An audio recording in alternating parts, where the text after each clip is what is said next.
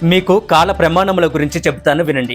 18 నిమిషాలు కలిస్తే ఒక కాష్ట అవుతుంది. 30 కాష్టలు ఒక కళ అవుతుంది. అటువంటి 360 కళలను ఒక ముహూర్తం అంటారు. అటువంటి 30 ముహూర్తములను ఒక అహోరాత్రం అవుతుంది, అంటే ఒక రోజు. అలాంటివి 30 రోజులు కలిస్తే ఒక నెల అవుతుంది. అటువంటివి 2 నెలలు కలిసి ఒక ఋతువు అవుతుంది. అలాంటి ఋతువులు 6 అయితే ఒక సంవత్సరం అవుతుంది. అందులో 3 ఋతువులు కలిసి ఒక ఆయనము అంటారు. అవే ఉత్తరాయణము, దక్షిణాయనము. యోగులు ఉత్తరాయణమును అగ్ని అని, దక్షిణాయనమును ధూమం అని అంటారు. మొదటిది మంచి చేస్తుంది, రెండవది చెడు చేస్తుంది. ఈ భూమి మీద నివసించే మానవులకు ఒక నెల కాలం గడిస్తే చనిపోయిన పితృదేవతలకు ఒక రోజుతో సమానం. అదే మన మానవులకు ఒక సంవత్సరము, దేవతలకు ఒక రోజుతో సమానం. ఇక యుగముల గురించి కూడా చెప్తాను వినండి. దేవతలకు 12,000 సంవత్సరములు పూర్తయితే 4 యుగములు గడిచినట్లు అవుతుంది.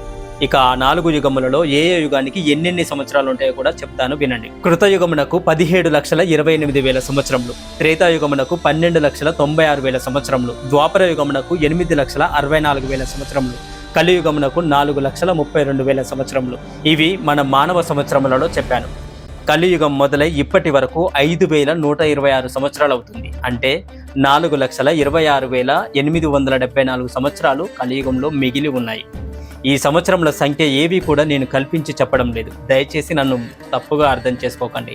పూర్వకాలంలో వేదవ్యాస భగవానుడు శుక మహర్షికి ఈ కాల ప్రమాణముల గురించి చెప్పారు. హరే కృష్ణ. ఆగండి. శ్రీ వెంకటేశ్వర స్వామి వారికి మహాభక్తుడైన శ్రీ తాళ్లపాక అన్నమాచార్యుల వారి బాల్యం గురించి ఫుల్ వీడియో చేయడం జరిగింది. మీలో ఎవరికైనా ఇంట్రెస్ట్ ఉంటే ఆ లింక్ డిస్క్రిప్షన్లో పెట్టాను, తప్పకుండా చూడండి. ఓం నమో వెంకటేశాయ.